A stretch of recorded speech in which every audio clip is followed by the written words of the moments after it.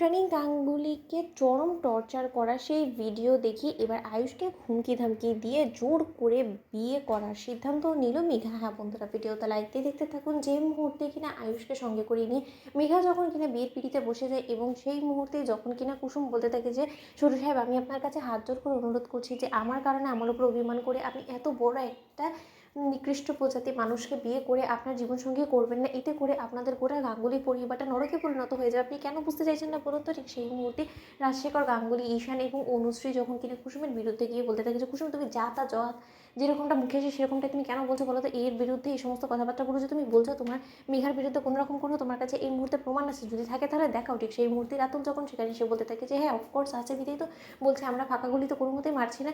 অনুশ্রী, আমি এক্ষুনি দেখাচ্ছি। ঠিক সেই মুহূর্তে যখন কিনা দেবলীনার পাঠানো সেই ভিডিও ফুটেজটা মেঘার ফোন থেকে যখন কিনা বার করে বুদ্ধি খাটিয়ে যখন কিনা রাতুল দেখায় আয়ুষকে এবং বলতে থাকে যে আয়ুষ স্যার, আপনি দেখুন তো যে আপনার মায়ের উপরে কী পরিমাণে অমানবিক আচরণ করা হচ্ছে, তাকে টর্চার করা হচ্ছে শুধুমাত্র তার কাছ থেকে প্রতিশোধ নেওয়ার জন্য। এই সমস্ত কিছু দেখেও কি আপনার মন গলছে না? আপনি তার সত্ত্বেও এই মেয়েটাকে বিয়ে করবেন, নাকি আপনি আপনার মাকে বাঁচানোর জন্য এই বিয়ের আসর ছেড়ে আপনি ছুটে যাবেন? ঠিক সেই মুহূর্তে আয়ুষ যখন ওর মাকে এতটা অত্যাচারিত হতে থাকে, ঠিক সেই মুহূর্তে আয়ুষ যখন বিয়ের পিড়ি থেকে উঠে যেতে না, ঠিক সেই মুহূর্তে আয়ুষের হাত চেপে ধরে মেঘা এবং বলতে থাকে যে সবটা যখন জেনেই গিয়েছো তাহলে এই বহুরূপী রূপ ধারণ করে আর কী লাভ? আয়ুষ্মান গাঙ্গুলি, ইয়াস আয়ুষ্মান গাঙ্গুলি, যা কিছু তুমি দেখতে পাচ্ছ সেই সমস্ত কিছু আমার দৌলতেই হয়েছে এবং এই সমস্ত কিছু কন্টিনিউ থাকবে যদি তুমি কোনো মতে হুঁশিয়ারি বা চালাকি কাটানোর চেষ্টা করো এবং এই বিয়ে সম্পূর্ণ হওয়ার আগেই যদি তুমি বিয়ের আসর ছেড়ে চলে যাও, তাহলে কিন্তু এর জন্য তোমাকে কঠিনতম শাস্তি পেতে হবে। এবং তার থেকেও বড় কথা, তোমার এই আচরণের জন্য তোমার মাকে যারা কতটা দুর্ভোগ পোহাতে হবে সেটা তোমার নিজেরও জানা নেই। তাই লক্ষ্মী ছেলের মতন আমি তোমাকে যেটা বলছি তুমি বরঞ্চ সেটাই করে চুপ করে বিয়ের পিড়িতে বসে বিয়েটা সম্পন্ন হতে দাও।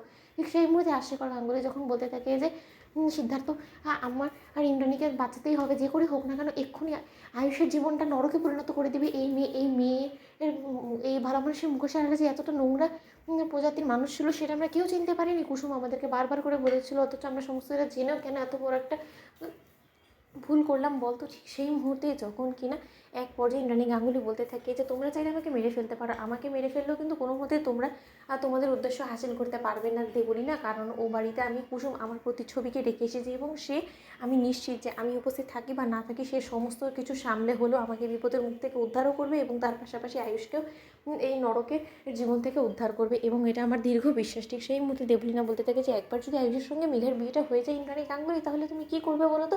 কী করেই বা মেঘার সঙ্গে আয়ুষের বিয়েটা ভাঙবে তুমি বলো তো? 6 মাসের আগে তো কোনো মতে ডিভোর্স হবে না, তাহলে তুমি কী করবে? সমস্ত আইন কানুন সমস্ত কিছুর ঊর্ধ্বে নাকি তুমি? ঠিক সেই মুহূর্তে জয়িতা যখন বলতে থাকে যে আরে দূর ছাড় তো দেবলীনা, কী করেই বা এই ইন্দ্রাণী গাঙ্গুলিকে আমরা জীবিত ওই বাড়িতে দেবো? তো বন্ধুরা লাইক এবং শেয়ার করে সাবস্ক্রাইব করো।